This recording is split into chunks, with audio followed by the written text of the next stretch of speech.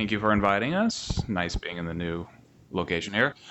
Okay, so starting off, wanted to tout our Seattle Reign players. They're playing in the final today, which is basically the Super Bowl for the National Women's Soccer League, and they're down in Portland playing at Providence Park as we speak.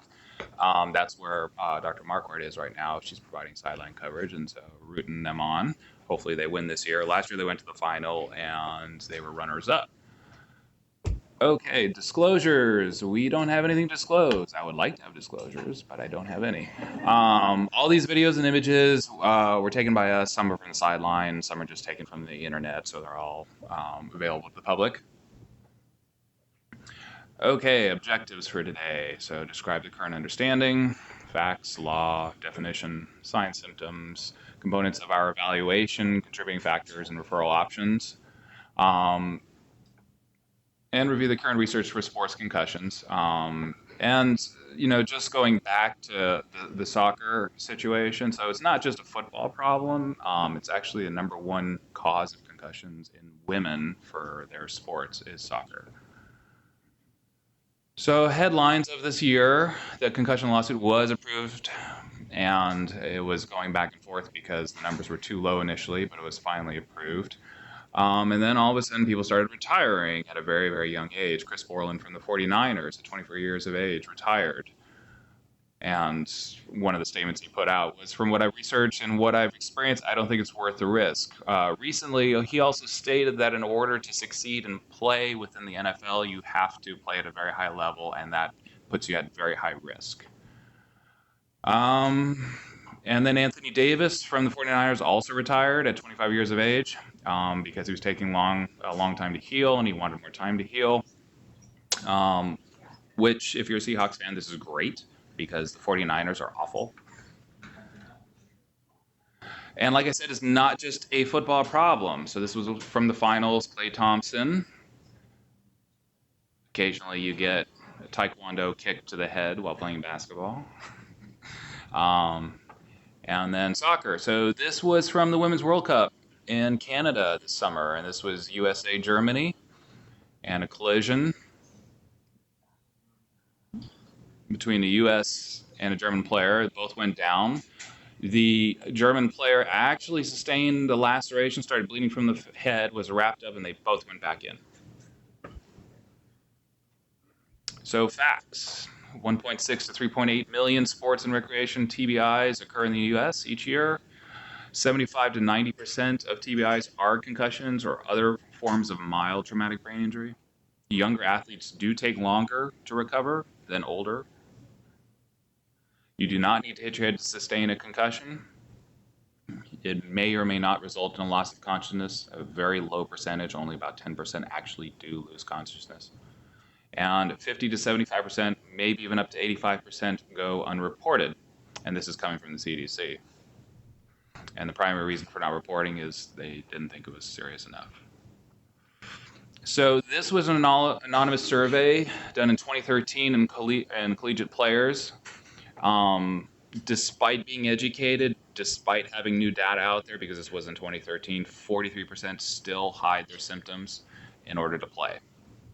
22% said they would likely hide a future concussion. 46% of concussions negatively affected their academic performance. Findings are present despite the fact that most athletes acknowledging formal education and about the risk of a concussion. Remember, this is in 2013, so this has been out there. Perceptions and attitude regarding concussion reporting among coaches, athletic trainers, and parents are important to help shape the culture surrounding concussions. So ZACKERY LYSTEDT law. So most of us have seen Stan Herring's talk, and he's shown the video of the LYSTEDT family. And so this is what he pioneered, and this was in place in Washington. Washington was the first state to adopt this law and create this law. And basically, the foundation was education. So informing coaches, athletes, and parents about the dangers of head injuries. So they get a waiver at the beginning of the season that they have to read and sign off. Informed consent must be signed by the parents. Interestingly, when they went back and did a survey of, did you read this? Do you understand it? Pretty much everybody said no. And any youth program that operates on school grounds must provide proof of insurance and a statement of compliance form related to management of youth head injuries. And then in addition to the education component, they actually put in a statement in the law saying that anyone suspected of a head injury should be sat out. And in order to get back into play, there should be a written clearance from a healthcare provider. So classification of mild traumatic brain injury, just as a review: mild, moderate, severe, duration of unconsciousness, GCS, post-traumatic amnesia.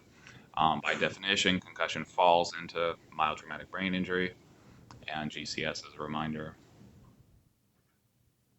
So this was the Zurich consensus statement that was put out in 2013. This is their definition: brain injury defined as a complex pathophysiologic process affecting the brain induced by biomechanical forces.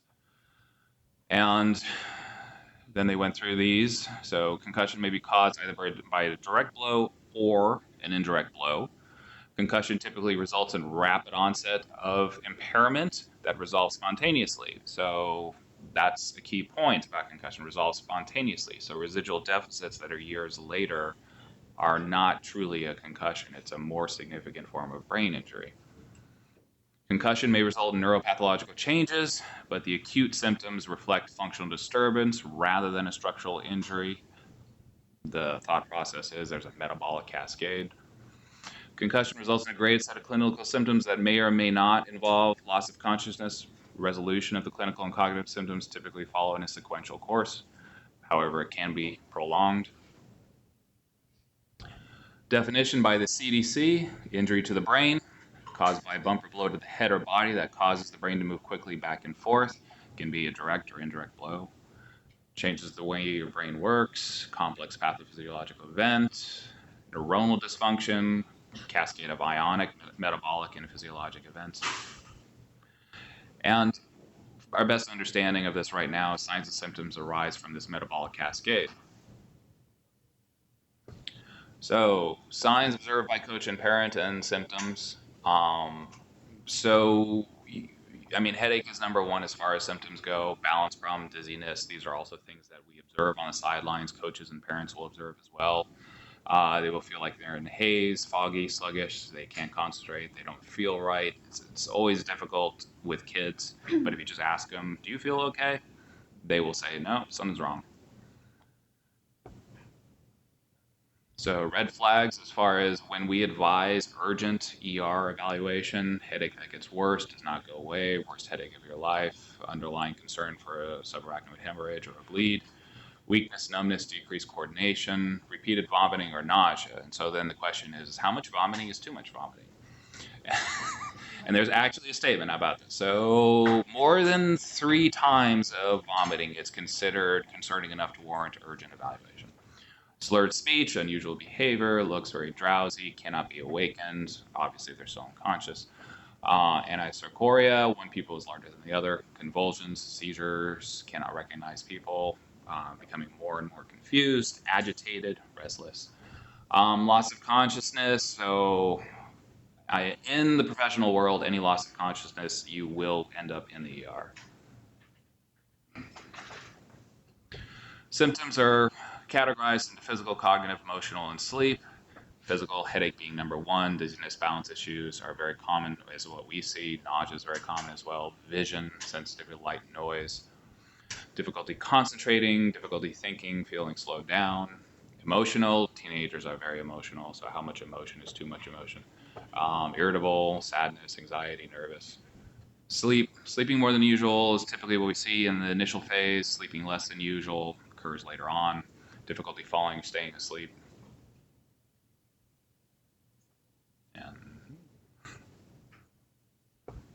So assessment. This is what is commonly used on the sideline at this time. We're up to SCAT-3 now. This was published as part of the consensus statements. There's also a pediatric SCAT. It's readily accessible online.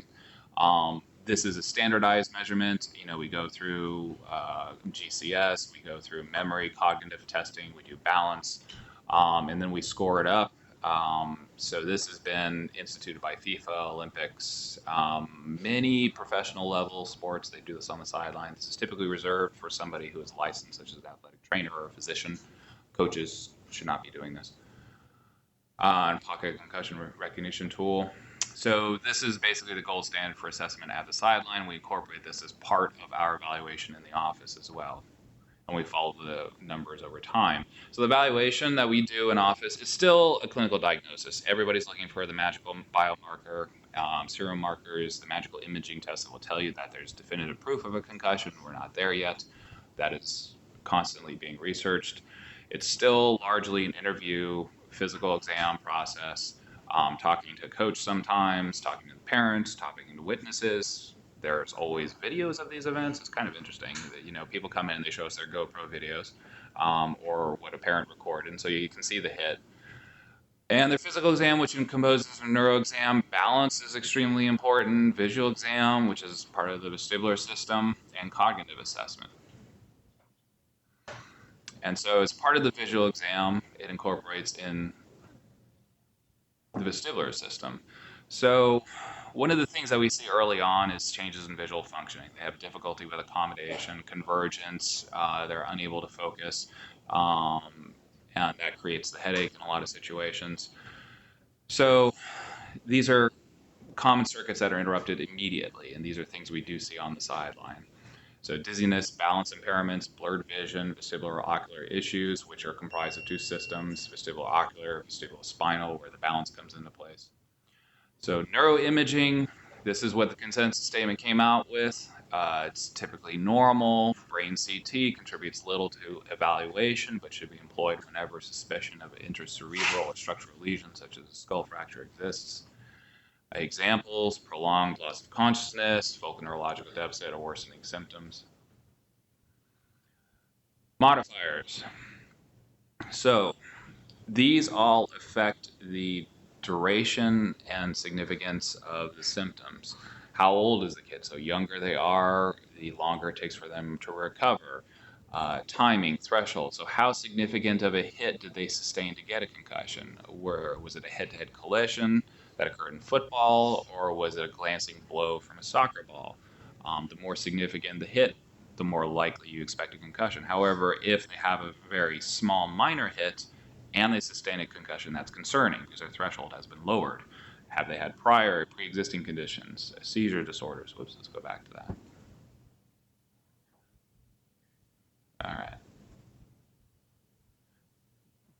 So pre-existing conditions, I think we address here.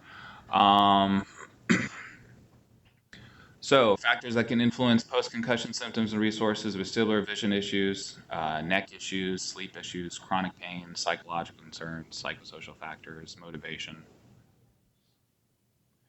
Return to play protocol. So this is derived from McCory's statement and the Zurich consensus statement. So there's a gradual return to play. Initially, we shut them down, no activity. However, we're lowering our period of inactivity. So we're trying to do a more active form of rehab. The days of locking kids in a room, in a dark room, and not letting them do anything are sort of going away.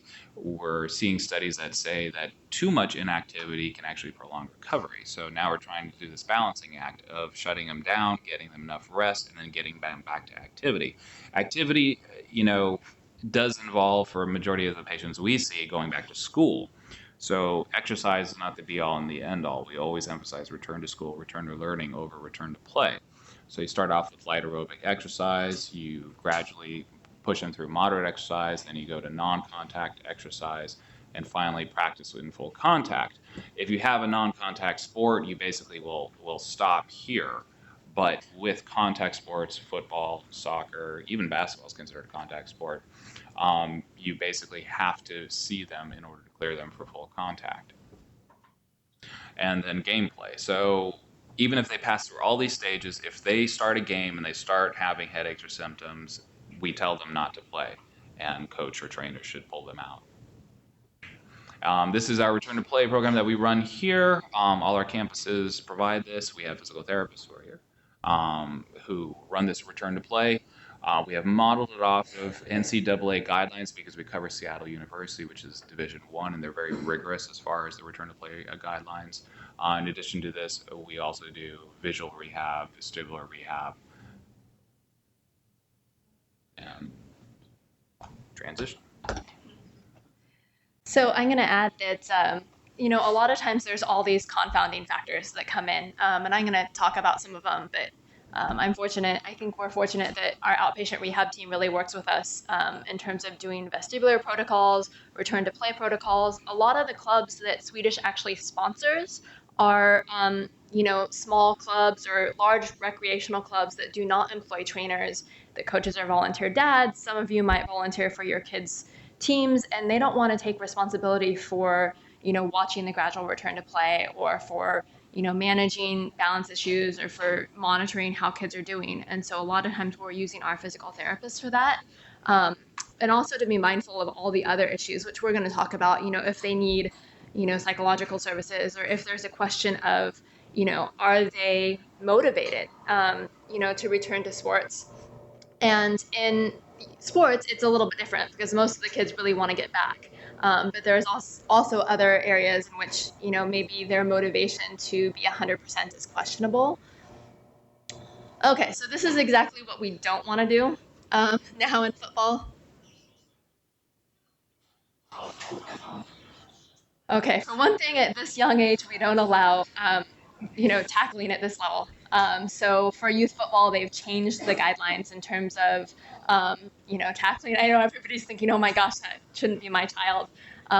So most of the clubs that we work with at this point, all of the coaches are certified by USA Football to do heads-up tackling. So, you know, we're not battering rams. Our job is not to lead with our head. Everybody does think about football first. The next video is actually a cheerleader that I treated back in California, and she did participate in a television program. So this is available. So you can see her in the center. She's gonna fall.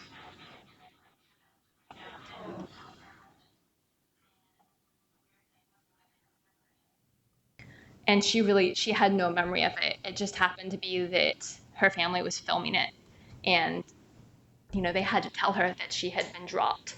And cheerleading is one of those unique events where there's actually more injuries that occur during practice, because that's really when kids are learning the new skills, as opposed to, you know, other sports. You're going to have more injuries during gameplay because there's more contact, you're playing against somebody you don't know. But once cheerleaders actually get to, you know, the sidelines, they've mastered their routines. So what is post-concussion? It's really controversial. The idea of PCS is still poorly understood. Some people don't believe in the validity of the diagnosis. It's been questioned.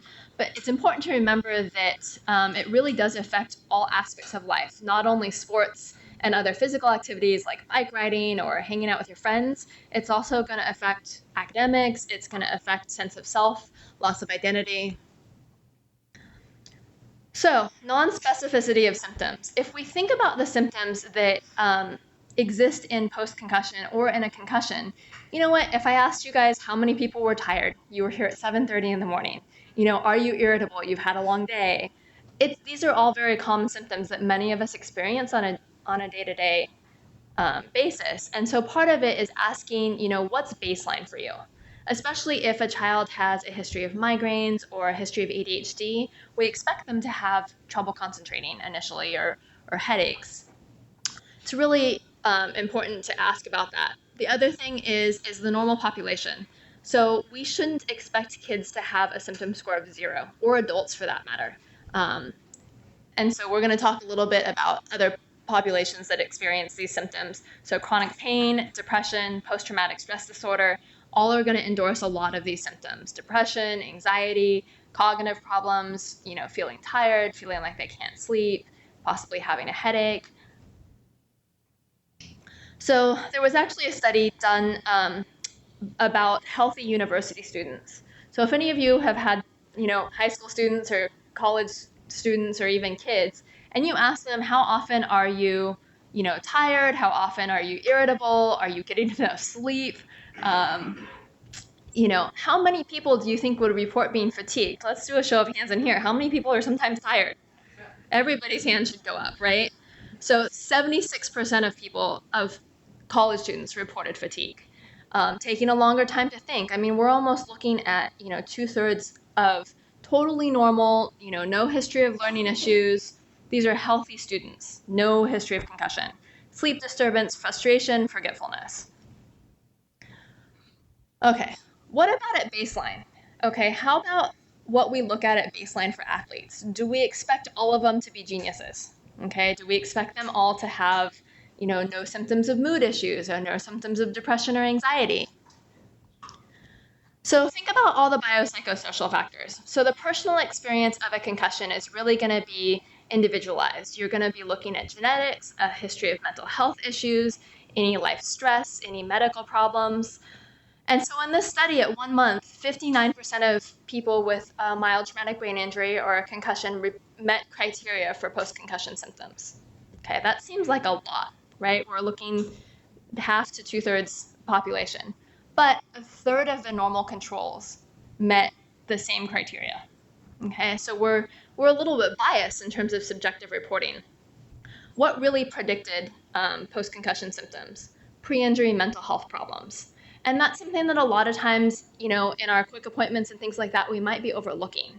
If patients had pre-existing, even undiagnosed depression and anxiety. Okay, what if they had kind of a low level?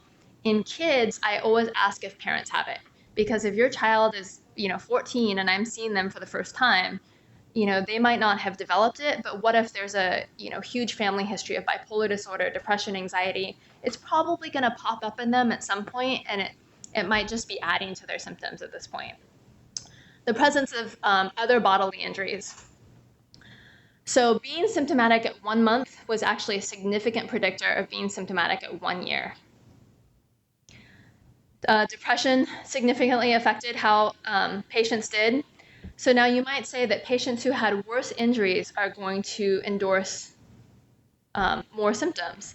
In this study, actually structural MRI findings, including white matter findings from neuroimaging, did not significantly predict worse symptom reporting. So you're actually saying that what we find on imaging and other issues is nothing compared to what their mental health history was.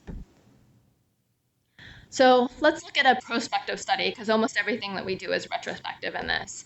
So they were trying to figure out what predicted who was going to have prolonged injuries. So they took not only mild TBI patients, but also patients that had trauma as controlled. And they looked at them at 1 week and 3 months.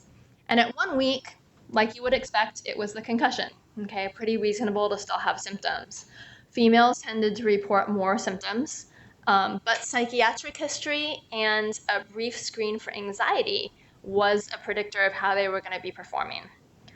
So what about at 3 months? It actually turned out to be pre-injury physical and psychiatric problems if they had other issues. Now we have the benefit of having EPIC, so we should be able to see some of those other issues. But it wasn't the mild TBI that was predicting this. So concurrent indicators were anxiety and age. For trauma controls, it was actually things like PTSD and other life stressors. So based on this data, it's really important to look at kind of pre-morbid or pre-existing issues and that make sure that we're treating it, being aware of it, being aware of how it's going to influence how you're going to recover, how you're going to experience those symptoms. One of the things that we talk about is managing the anxiety response. So that's one of the things that we really try to work on catching early. So if kids are anxious, there are specific sports psychologists. If it's sports that deal with anxiety, what is it about being out of the game, being out of the family culture of your sports, things like that. Okay, good old days bias. So how many of us think that we did better when we were younger, right? We were quicker, things were easier, we bounced back sooner. Well, how does misattribution or, our perspective of things really play in? So, think about the social psychological factors. So good old days bias is the tendency to view oneself as healthier in the past. So in this sample, they asked mild traumatic brain injury patients and normal controls to rate their symptoms. So how do you feel on a normal day-to-day basis? And their hypothesis was that patients with a mild TBI would actually say that they're doing worse now, but that they didn't have any problems earlier. And that's exactly what they found.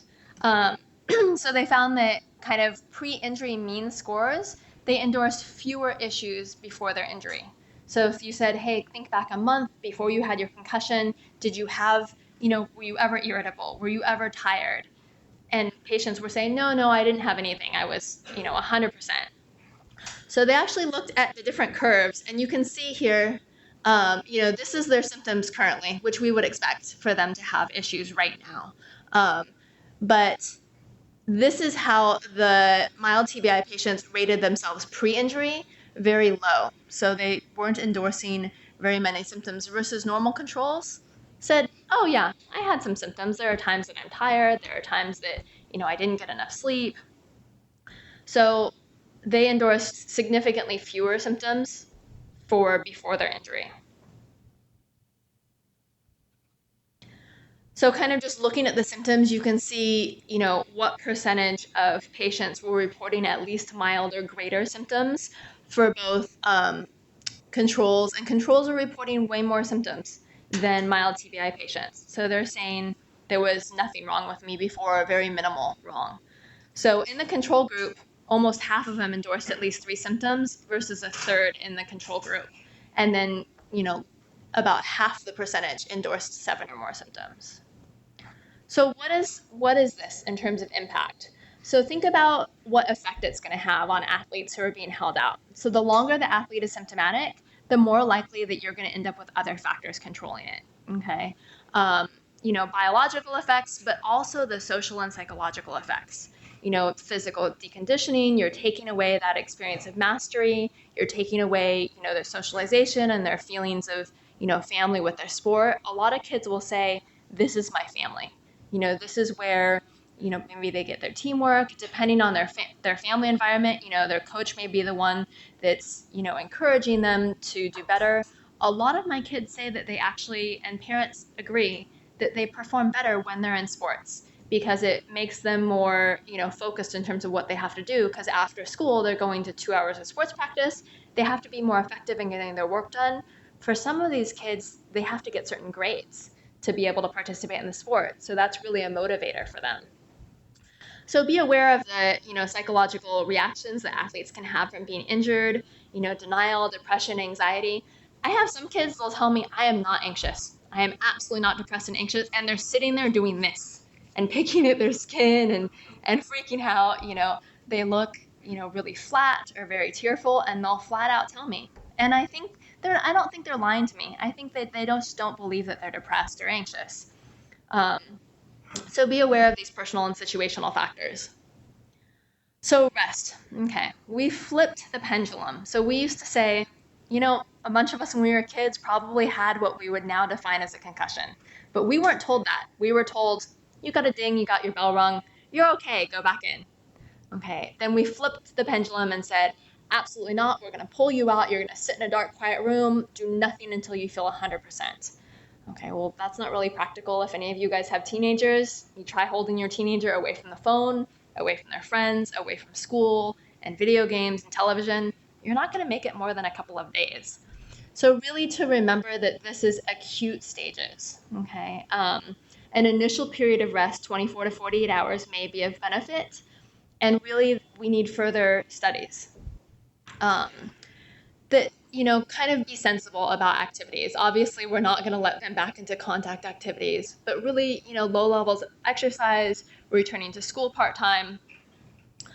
The other thing to remember is that when we're treating athletes, a lot of the people that we treat, high school students, middle school students, Seattle U athletes, college students, these are student athletes. That means that the student piece comes first before their athletes. And I haven't found a single parent that's not supportive of that. So this is really looking at strict rest. So they actually took kids after discharge from the emergency department, and they put them on either 5 days of strict rest, which means no school, no work, no physical activity. Basically, bed rest, doing nothing, dark, quiet room. Versus the usual 24 to 48 hours of rest, and then kind of some moderate activities, part-time return to school, light walking, light exercise. These kids all had no other risk factors or confounds. They did balance and neurocognitive assessments, and the strict rest group actually reported slower symptom resolution. They reported more daily post-concussion symptoms. They took longer to recover, and there was no significant difference on computer testing or balance testing on days 3 and day 10. So really looking at kind of modest activity. So what about the possible harmful effects from rest? So if I tell a kid that looking at a text message is going to permanently damage your brain, well, as a parent, you might be really tempted to say that because they are literally glued to their phone all the time.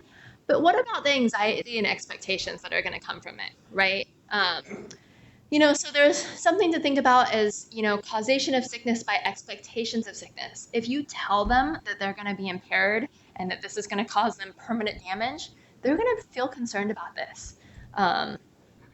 Remember the psychological impact of removing them from normal life circumstances, physical deconditioning. So, I know I get deconditioned much quicker, but if you take an athlete that is used to exercising 3 hours a day, 6 days a week, and you pull them out of activity for 2, 3, 4 weeks, okay, when they go back, and I mean, if I don't exercise for a month and then I try to jump back into my normal routine, I'm going to be really miserable that next day.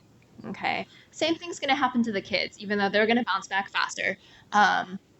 So really, we want to do rest and reduce participation for the first couple of days. Safety comes first, so we're not letting them back into contact activities. But really, activity withdrawal might exacerbate it. So if you think about it from a visual perspective, you're going to have an initial injury. You're going to prescribe rest. Be careful, they're going to get deconditioned. They're going to have mood changes. They're going to have stress, possibly, and anxiety. And if we see that, we're going to go, oh, your symptoms have gotten worse. We're going to pull you out for more activity. You're just adding to that cycle. So, some of the more well-known authors have written a fair amount about this, talking about, the importance of exercise. I mean, we recommend exercise for so many other conditions, for depression, for PTSD, for chronic fatigue. As physicians, you're not going to say, hey, you're supposed to sit down and do nothing all the time, okay? Otherwise, we wouldn't have, physical therapists. We wouldn't be promoting that.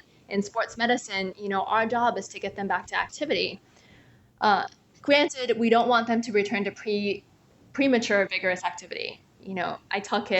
I told one of my kids yesterday, no sports means no skateboarding. That means no roller coasters, no time on an ATV. And he looked at me like I had just taken away, everything that he would enjoy. But we don't want them to have another injury. And kids don't have great insight. So if you tell them no football, that might mean no football to them. That might not be, no roughhousing with my buddies, or, no skateboarding down a hill without a helmet.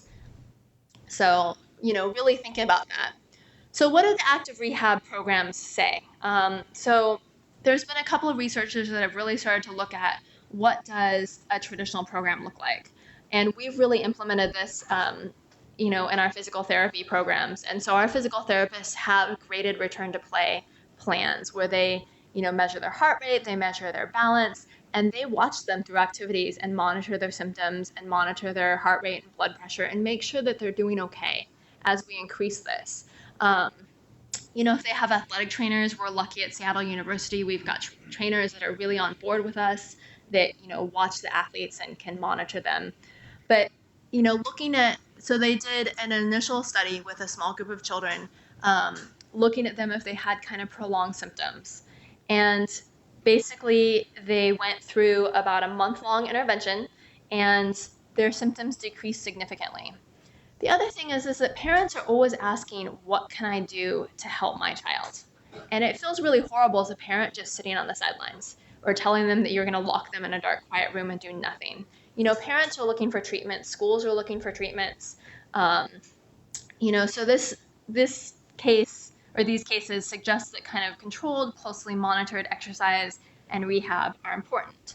And then they did another study with 10 adolescents, and all 10 experienced an improvement. Okay, besides physical activity, the main goal of students is academic activity, and that's how I get involved a lot of times with our physicians, is that my goal is all the cognitive testing, the academic accommodations. School is hard now, okay? A lot of our athletes are in, running start programs where they're in college classes. They're trying to, do APs where there's not a lot of forgiveness in terms of what they can do. Schools don't know how to manage this. So it's our job as their healthcare team to really help them manage it, to provide expectations, to tell the parents, how should they be the best advocate for their children. So looking at cognitive activity, so some kids will say, well, if I'm not supposed to do sports, I'm not supposed to do any school. And that's definitely not true, right? For the most part, we're dropping them into at least part-time school. You'll also get kids asking, I've got plenty of kids that say, well, I'm going to 2 classes. Can I please play football this Friday? Absolutely not, okay? You need to be able to return to full-time school and full-time workload before we'll even consider returning to play. And parents are so grateful when they hear that because most parents want to put school first. So in this study, only the highest level of cognitive activity predicted recovery. So, if we did light physical activity and moderate school activity, including homework, including, part-time school with accommodations, maybe they need, somebody to help them with notes. Maybe they need more time for tests. That's our job, to put all those accommodations in place based on the needs that each student or athlete has. Only if they were doing, full-time school, a ton of work, were they having longer symptoms. So in this study, kids who are around 15 in general, we're looking at mostly high school students. Duration of symptoms is a lot longer than people are thinking about, especially the younger you get. So the numbers that you see out there that say people recover very quickly, within a couple of days, kids are seeing their, professional athletes, be it soccer, be it football, go back instantaneously. That's not necessarily true for kids. It's going to take them longer to heal. So really in these studies, only the highest level of activities showed worse memory and worse cognitive testing. So athletes participating in moderate school, even up to, several classes a day, doing some homework, doing some activity, did better, both for symptoms and testing performance. So, really keeping in mind this moderate active rehab idea, finding a balance for athletes.